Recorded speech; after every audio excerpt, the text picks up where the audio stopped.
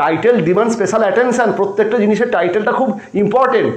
Title usually presents the main theme or main focal points. Title main থিমটাকে represent করে। এই ডার্কলিং trash মানে হচ্ছে কি, পাখিটার কি ভ্যালু আছে? পাখিটার ভ্যালু এখানেই, সে একটা সুর মূর্ছনা আমাদের সামনে তুলে ধরছে, যে সুর মূর্ছনাটা হয়তো এই ওয়েস্টার্ন সিভিলাইজেশনকে নতুন করে আসার আলো দেখাবে।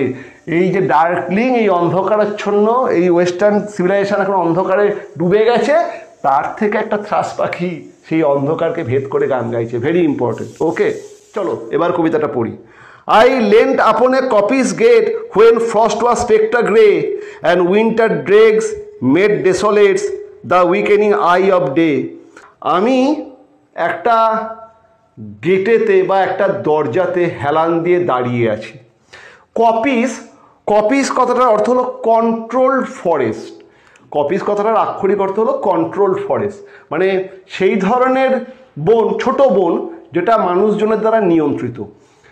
গ্রাম সাইডে বেশ কিছু ছোট ছোট বন কাঠুরেরা সাধারণত তৈরি করে, যেখান থেকে তারা তাদের নিত্য প্রয়োজনীয় কাঠ নিয়ে আসে। আর ওয়েস্টার্ন সিভিলাইজেশনে এরকম ছোট ছোট ফরেস্ট পার্সোনাল ইউজের জন্য বা সমাজের ইউজের জন্য প্রত্যেকটা গ্রামের পাশেই থাকতো, এবং সেই ফরেস্টগুলো ওয়েল মেনটেন থাকতো।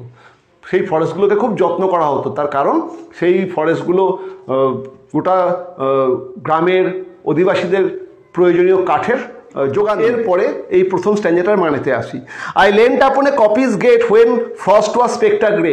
আমি একটা কপিস গেটেতে হেলান দিয়ে দাঁড়িয়ে আছি।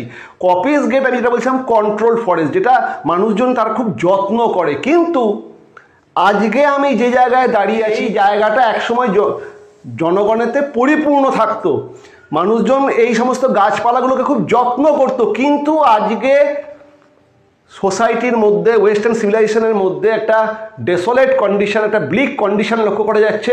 ইন্ডাস্ট্রিয়াল রেভলিউশনের ফলে বা ইন্ডাস্ট্রিয়ালাইজেশনের ফলে আমরা দেখছি ওয়েস্টার্ন কান্ট্রির গ্রামগুলো লোকজনে ফাঁকা হয়ে যায়। কয়েকটি গ্রামে টিকে আছে, তারাও এখন আশেপাশের পরিবেশ নিয়ে খুব একটা চিন্তিত না, কারণ গাছেতে আমরা দেখছি আগাছা জন্মাচ্ছে, বাইং স্টেম, এবং সেই আগাছাটা শুধুমাত্র জন্মাচ্ছে তাই না, সেই আগাছাগুলো এমনভাবে একটা যেন চাঁদোয়ার মতো আস্তরণ করে দিয়েছে, যে চাঁদোয়া আস্তরণ বা যে ওই লতানো গুল্মগুলোর ভেদ করে পরিষ্কার আকাশকে দেখা যাচ্ছে না।